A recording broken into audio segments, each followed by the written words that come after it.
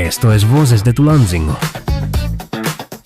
donde las historias, ideas y voces de nuestra comunidad cobran vida. Un podcast para escuchar, aprender y conectar. Síguenos en redes sociales.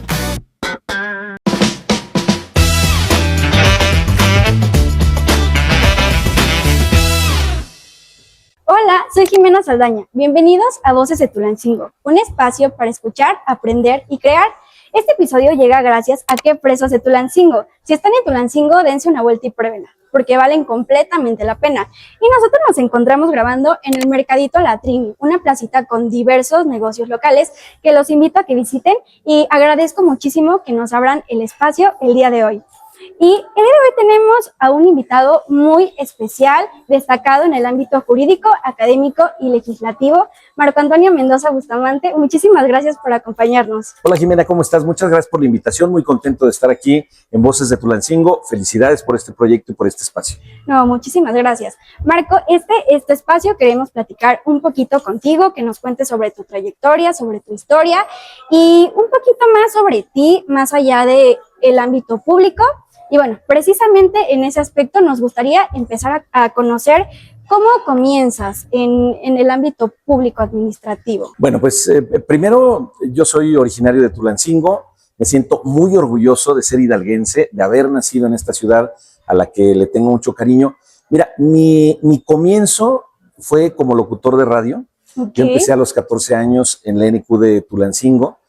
Obviamente empecé aprendiendo a manejar los controles técnicos, a dar la hora, después un espacio, un bloque, un programa, hasta llegar a tener pues mi turno completo como locutor.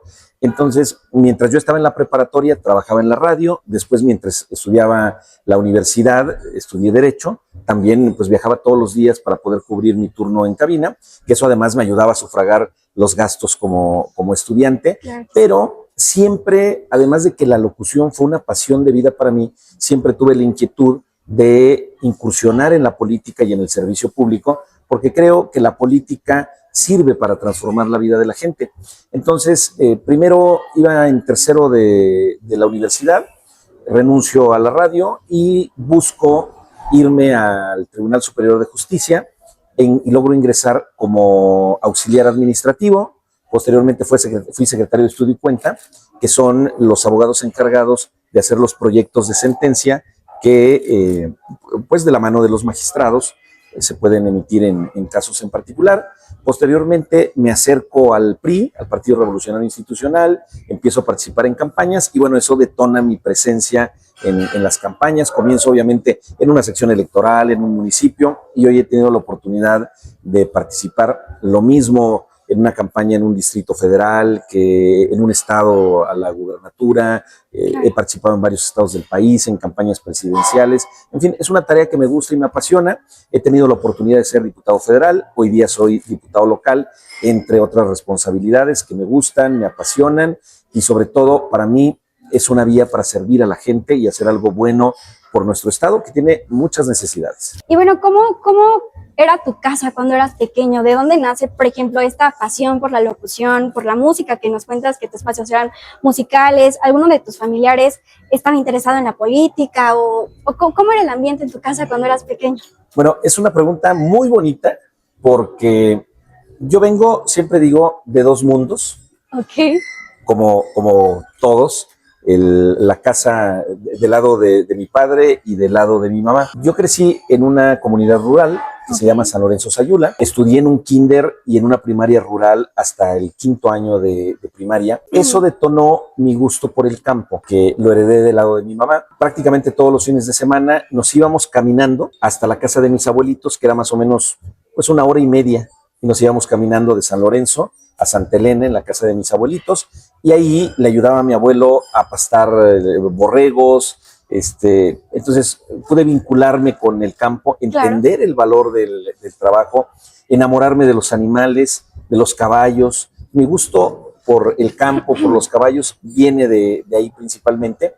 Y luego, a los 9 años, nos venimos a vivir a Tulancingo. Yo nazco en Tulancingo, pero muere mi bisabuelita, a quien yo le tuve un gran cariño. Y del lado de mi papá era un hombre muy culto, ya mayor. Él nació en 1924, Imagínate, este año cumpliría 102 años. Entonces era un hombre pues, que había sido educado de una manera diferente y a mí me educó a través de los libros, a través de la poesía. A veces nos sentábamos juntos y me enseñaba poesía y a recitar, a hablar en público. Entonces son los dos mundos, el campo y los libros. Mi papá había sido también locutor en la época de oro de la radio, fue uno de los fundadores de la NQ. Mi tío Marco, por el que llevo su nombre, también había sido locutor. Otro tío había sido actor de radionovelas. Entonces, para mí, cuando me contaban las historias, porque no me tocó escucharlos, era, wow, yo quiero eso. Claro. Entonces, entre los libros, la radio, el campo, el pueblo donde yo crezco, pues son todos los elementos que le fueron dando forma a lo que hoy soy. Entonces, de repente me dicen, oye, ¿por qué lo mismo te puede gustar la academia? Porque me gusta mucho estudiar, me gustan los libros, me gusta leer, me apasiona. ¿Y por qué del otro lado te gustan los caballos y te gustan las cabalgatas? Bueno, son los dos mundos y cada persona es producto de esos mundos, de eso que te va apasionando y que tú vas encontrando desde niño y le va dando forma a lo que eres, a lo que haces, a lo que te gusta, a lo que te apasiona. Y ese es Marco Mendoza. Pues yo creo que justo somos como un conjunto de todas las personas a las que hemos amado, lo que nos han enseñado, lo que nos han inspirado. Y bueno, ahorita que nos comentabas un poquito sobre lectura, sobre la poesía, ¿tienes algún recuerdo de algún poema, de algún autor que decías, wow, o sea, era mi favorito o hasta la fecha es mi favorito? Digo, no necesariamente en poesía, puede ser en cualquier otro género literario. Mira, hay varios poemas que recuerdo y sobre todo me recuerdan a mi padre. Se llamaba Alfredo y tuvimos una relación de mucho cariño, de mucho amor. Pero, por ejemplo, a él le gustaba mucho recitar En Paz, de Amado Nervo. Seguramente la ubica, ¿no? Muy cerca de mi ocaso, yo te bendigo vida, porque nunca me diste ni trabajos injustos, ni esperanza fallida. Y me gustaba mucho verlo recitar. Y había otros poemas que a él le gustaban. Había uno que se llamaba Manelik, más o menos decía como una cabra arisca bajó de su montaña, que era profundamente huraña, una cosa así. Otra que me daba mucha risa escucharlo recitar, que se llama Guadalupe la Chinaca, que también es de Amado Nervo, y habla de una mujer enamorada pues como de un caporal. Entonces describía a este hombre que se llamaba Pantaleón. Eso a mí me daba mucha risa. Guadalupe está orgullosa de su flaco ser esposa, le parece una ilusión. Fue astrigueña, ojos de moro, unos músculos de toro y unos ímpetus de lid. Pero mi papá era muy bueno para recitarlas. A mí me daba mucha risa cuando recitaba esa de manera particular. Me gusta mucho la poesía, fue una herencia de mi papá. Así me educó, o sea, literal, enseñándome, escuchándome poesía, escuchando poesía, aprendiendo poesía, y me gusta. Y eso tiene que ver también un poquito de cómo escribo, porque mi escritura obviamente es en prosa, pero uso de repente muchas alegorías que tienen que ver pues, con esa formación a través de la poesía. Y Marco, estudias Derecho. Cuéntanos por qué eliges esta carrera, porque fácilmente pudiste también ser comunicólogo o pues cualquier otra cosa, pero ¿por qué Derecho? ¿Cuál era tu mayor interés en esta carrera? Mira, tengo un primo hermano, que es además mi padrino de bautizo. O sea, yo tengo un desfase generacional. Mi papá, imagínate, era ya muy grande, que se llama Alfredo, mi primo. Cuando yo era niño, él era magistrado. Ok.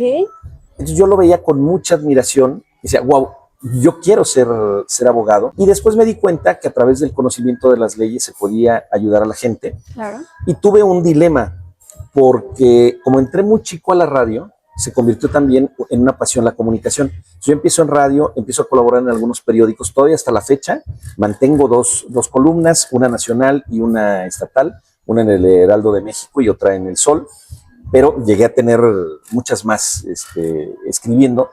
Entonces después, ya estando en la carrera, un dilema, porque a mí me gustaba la comunicación, pero también me apasionaba el derecho. Entonces hoy soy licenciado en Derecho, pero también soy licenciado en Periodismo. Y después, muchos años después, logramos en la Asociación Nacional de Locutores, que dirige la doctora Rosalía Bon, que fue una lucha pues, que ella lideró extraordinaria, logra la asociación el reconocimiento de la locución como licenciatura y hago también la licenciatura en locución. Hoy día te puedo decir que todas mis pasiones profesionales pues han quedado satisfechas a través justo de esta parte académica, ¿no? Cuéntanos cuál es la importancia para ti de estar preparado, de todas estas cosas en las que tú te has preparado justamente para desenvolverte mejor. Bueno, primero, yo creo que es una obligación de quien decide tomar el servicio público como una carrera, porque es una carrera, es una vocación. Si tú no tienes la vocación de servir a los demás, con rectitud, con honestidad, con honradez, no tienes nada que hacer en el servicio público. Pero si tú decides el servicio público como una forma de vida, lo menos que puedes hacer, y por respeto a la gente, es estar bien preparado. Tú no puedes aceptar un cargo público para el que no estás preparado. Creo que también es un acto de corrupción aceptar un cargo sobre el que no sabes, para el que no estás preparado, para el que no has estudiado. Entonces yo he buscado que mi historia de vida sea una mezcla entre el territorio, porque también no puedes servir a la gente si no la conoces y no la escuchas y no conoces tu estado, y estar bien preparado para estar a la altura de la confianza que la ciudadanía nos brinda. Y eso me ha permitido tener grandes satisfacciones. Hoy en el Congreso soy uno de los diputados más productivos, soy por lo menos, debo estar en el segundo lugar de diputado con más iniciativas presentadas. Un gran número de mis propuestas han sido aprobadas. Soy el diputado con más minutos en tribuna, defendiendo los temas que le interesan a Hidalgo, proponiendo, en fin, la única manera de poder dar resultados es prepararse. Claro. Hay quienes dicen que la única manera de predecir el futuro es trabajando duro para hacer realidad aquello que quieres y que anhelas, y todo es posible. Mira, seguramente hubiera sido improbable que un niño que creció en un entorno rural hubiera podido cumplir sus sueños, pero en el pueblo solo había el kinder, la primaria, una iglesia en el centro y una pequeña biblioteca pública. Yo iba a la biblioteca a pedir los libros a domicilio, pero cada vez se estila menos, a pedir los libros, me los llevaba a mi casa y me ponía a leer a la sombra de un árbol ahí en el huerto de mi bisabuela. Y eso me cambió la vida. Por eso hoy he tomado también como vocación de vida poder entregar libros a las niñas, a los niños, a los jóvenes. He dotado unas 400 bibliotecas escolares en escuelas públicas de Hidalgo, porque me gustaría que así como los libros tocaron mi vida, cambiaron mi vida, mi forma de ver el mundo, también a los niños y a las niñas de Hidalgo les cambie la vida. ¿Y cómo cambia la opinión que tú tienes o que tú has tenido más bien sobre la visión que tienes del país?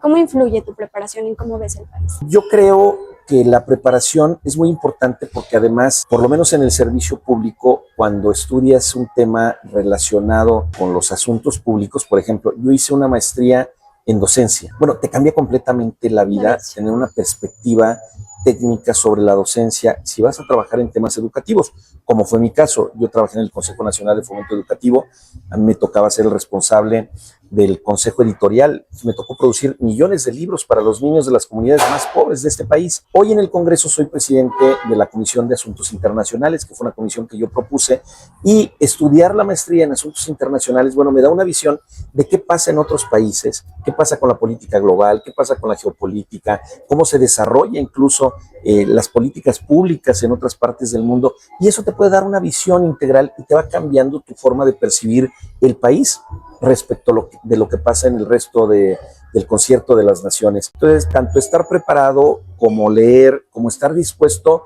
a entender que todos los días puedes aprender algo, que todos los días, al tiempo que conoces gente nueva, aprendes cosas nuevas, pero aprendes tanto de los libros o de la academia como de la gente.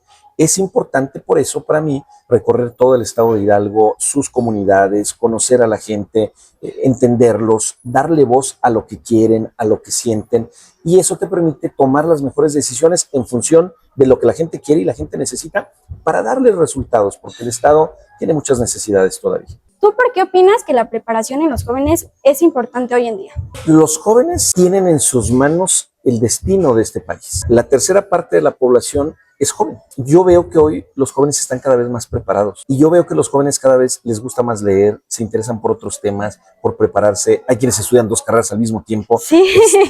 Bueno, a mí no me tocó tener esa oportunidad. Yo no he dejado de estudiar nunca, pero no me tocó esa oportunidad. Es más, ni se estilaba. Pero hoy yo veo que los jóvenes están cada vez más preparados y es importante que lo estén. Claro. Porque van a tomar en sus manos el país, no solamente desde el sector público, desde la política.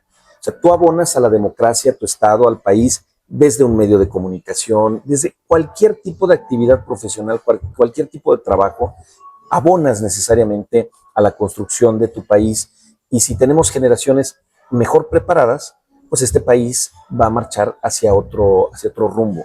Creo que hemos tenido malos gobiernos, hemos tenido gente que no se ha preparado y eso ha implicado que el país pierda el rumbo. Y hablando un poquito más sobre ti profesionalmente, has sido diputado federal. ¿Cómo fue esa experiencia para ti? Yo llegué a la Cámara de Diputados en 2000, 2009 y fui asesor en varias comisiones. Me tocó ser asesor en la Comisión de Desarrollo Metropolitano, en la Comisión de Vivienda, de Justicia, en puntos constitucionales. Yo era asesor y soñaba con ser diputado. Fue un proceso muy bonito porque tuve la oportunidad de conocer la Cámara, conocer el trabajo legislativo, enamorarme de ello. Sé hacer iniciativas, reformas, puntos de acuerdo, en fin, leyes. Lo aprendí desde joven y era para mí un gran sueño. Cuando logré y tomé protesta como diputado, no lo puedo desaprovechar y voy a trabajar todos los días con mucho empeño, con mucho esmero para estar a la altura de este país.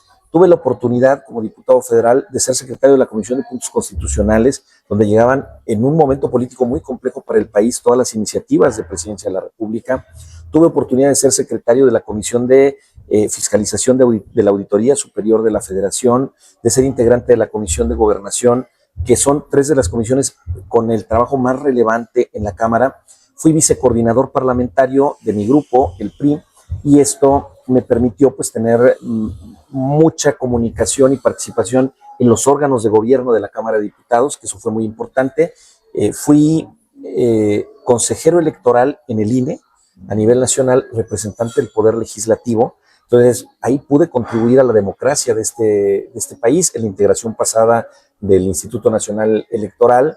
Después fui vicepresidente con el Grupo Interparlamentario de México-España, en el grupo con Estados Unidos, en el grupo con Bélgica, con Cuba, con la República Árabe Saharaui. Eso me permitió conocer otros problemas que vive el mundo, entender más la composición del mundo y también cómo abrirnos a otros países desde el estado de Hidalgo nos puede dar la posibilidad de crecimiento y de desarrollo. Fue una experiencia para mí apasionante, llena de aprendizaje, de la posibilidad de contribuir a este país y me siento muy satisfecho con ese paso por la Cámara Federal porque era ese niño cumpliendo su sueño, pero además honrando su palabra de luchar por aportar algo a este país. ¿Qué es lo que más te hace sentir orgulloso de ser mexicano, de ser hidalguense, tulancinguense? ¿Qué es lo que más te hace sentir orgulloso de tus raíces?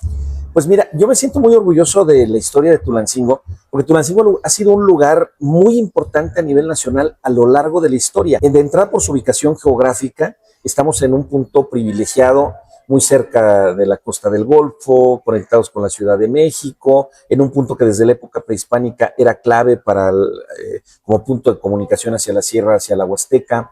En la colonia, pues fuimos el retiro de antiguos conquistadores.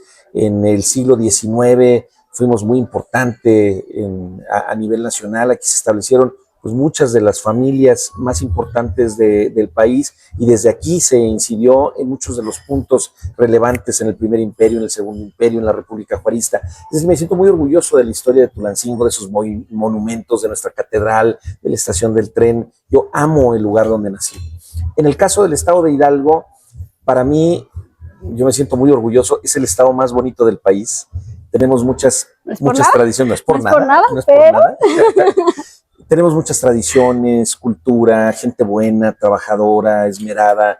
Yo he recorrido todo el estado, no solamente las cabeceras municipales por eventos políticos, he recorrido a caballo todas las regiones, a lugares donde no puedes entrar caminando. Ahí he estado con el caballo y cada día que recorro me enamoro más del estado de Hidalgo.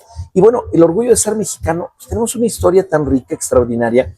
Nos hace falta reconciliarnos con nuestro pasado, entender que somos el producto, lo mismo de quienes vinieron de Europa que de nuestras culturas prehispánicas y que somos producto de ese choque y que la historia, lamentablemente, de las guerras, de las revoluciones, de la conquista, es la propia historia de la humanidad. No puede haber un pueblo que diga, bueno, pues es que yo soy puro y jamás fui conquistado, jamás, o sea, no.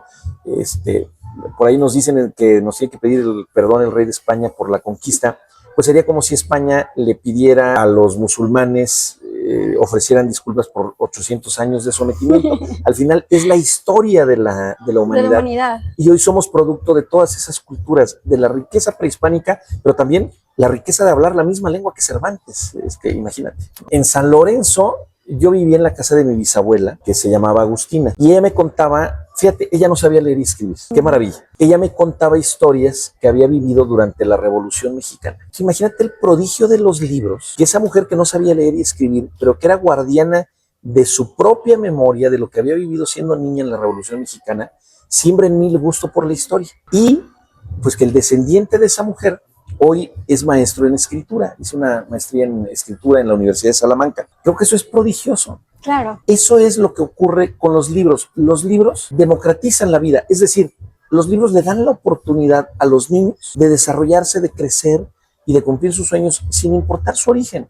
Puede ser el origen más modesto, pero los libros transforman la vida de la gente. Te pongo como ejemplo el de Benito Juárez. Siendo niño no hablaba español, hablaba una lengua indígena, llega con un hombre que en una época donde seguramente pocos se dedicaban a formar libros, aprende el oficio, aprende a leer, se convierte en una persona culta y cambia el destino de este país. Y como esa historia te puedo decir muchas.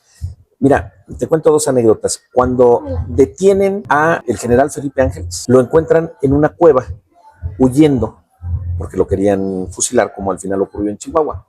¿Sabes qué encontraron en las cantinas de su caballo? Las cantinas de su caballo son las bolsas que trae la montura. ¿Sabes qué le encontraron? 2 libros.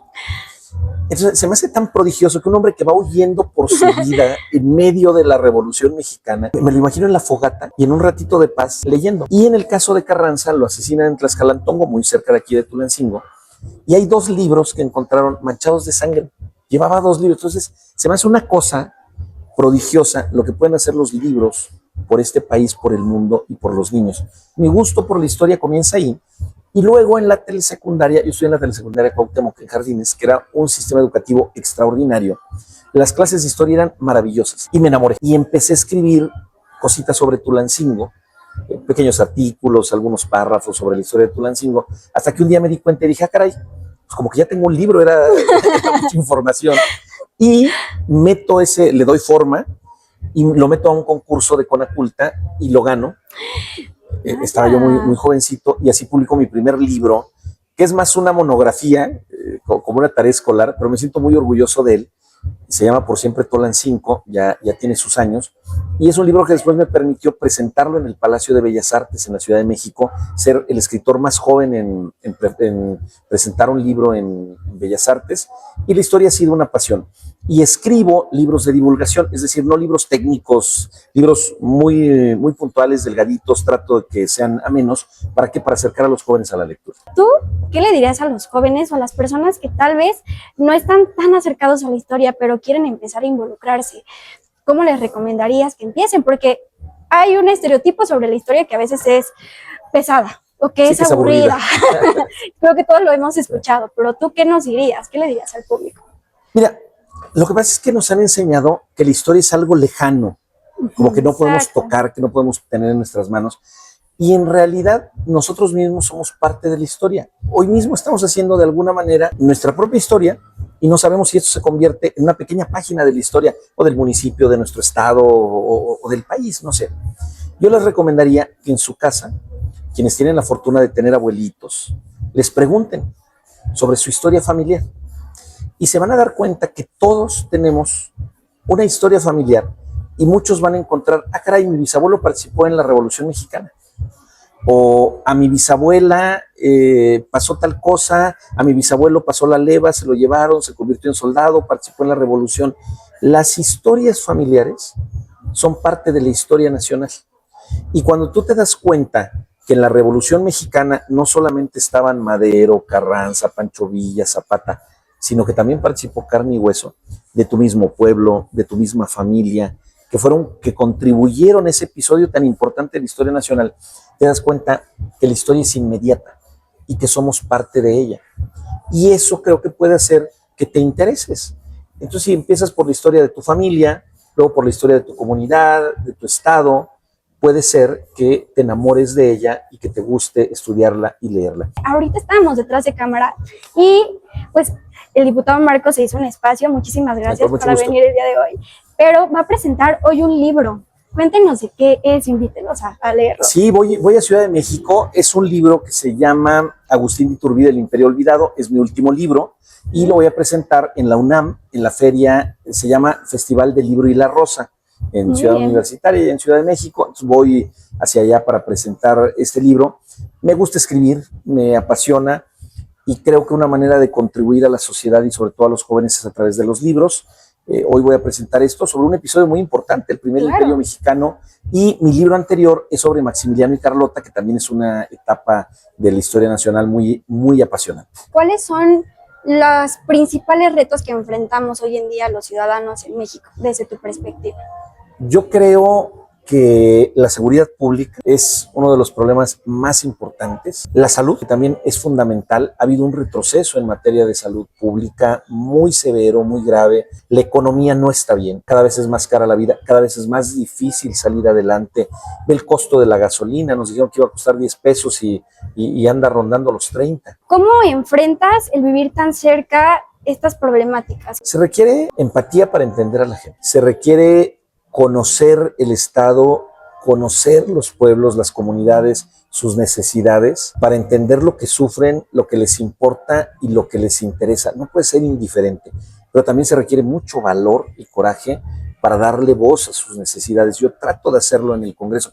A veces es difícil tomar una decisión. Cuando tomo una decisión que es compleja, trato de hacerlo escuchando a la gente, preguntándole a la gente qué quiere, qué le duele, qué necesita. No podemos ser indiferentes a la realidad Claro que no. que vive nuestro país. Y eso podemos tomar decisiones, algunas más acertadas que otras. Has cumplido muchos sueños, muchas metas ya. ¿Hay alguna meta que Marco todavía tiene pendiente que dices, voy por esto? Pues yo creo que hay muchas metas, pero la principal es seguir sirviendo al Estado de Hidalgo. Y mi mayor anhelo es cambiar la realidad que hoy viven las familias hidalguenses. Estoy convencido que hay otra alternativa, que sí es posible construir un futuro diferente, que sí hay de otra, y voy a luchar con toda mi alma para lograrlo, como lo he hecho toda mi vida. Para nosotros ha sido un placer que nos acompañes. Muchas gracias. Que apoyes estos proyectos. Vamos comenzando y vean qué invitadas les tenemos. Muchas gracias, Jimena. De verdad, Muchas gracias. muchísimas gracias por acompañarnos. ¿Algo más que quieras agregar? Pues solo felicitar a Voces de Muchas Tulancingo. gracias. Es un gran proyecto, felicitarte. No se rindan, tienen que hacerlo. Estoy seguro que se van a convertir en un referente en nuestra ciudad. A mí me gusta mucho cuando veo que surgen este tipo de proyectos, porque para empezar me recuerda justo pues, cuando yo inicié en los medios de comunicación. Ningún proyecto es fácil, pero cuando te gusta, te apasiona y lo haces de manera tan profesional como ustedes, estoy seguro que eso te puede permitir tener éxito y ustedes lo van a tener. Muchas felicidades, gracias por el espacio, me siento muy honrado de que me hayan Muchísimas invitado, gracias. cuenten conmigo siempre y estamos en comunicación. ¿Nos puedes compartir tus redes sociales para que todos te puedan seguir? Sí, por supuesto, Marco A. Mendoza Bustamante, estoy en Facebook, en Instagram, en X, en TikTok. A mí me gustan mucho las redes sociales. Entonces yo manejo mis redes personalmente, para mí es un Bien. canal de comunicación. Si ahí me escriben, ahí yo mismo Ahí les contesta el les diputado. contesto directamente. No me gustan los community manager en el sentido de que me gusta a mí mis redes. ¿Por qué? Porque es un reflejo de lo que soy, de lo que pienso. Entonces todo lo que está ahí, pues es un contacto directo conmigo y me va a dar mucho gusto estar en comunicación, sobre todo con la gente de Tulancingo, mi municipio. Muchas gracias por acompañarnos. A todos ustedes igual, gracias por quedarse, sigan con nosotros y esperen el siguiente episodio. Esto fue Voces de Tulancingo. Muchas gracias, Muchas Jimena. gracias. Saludos. Nos vemos.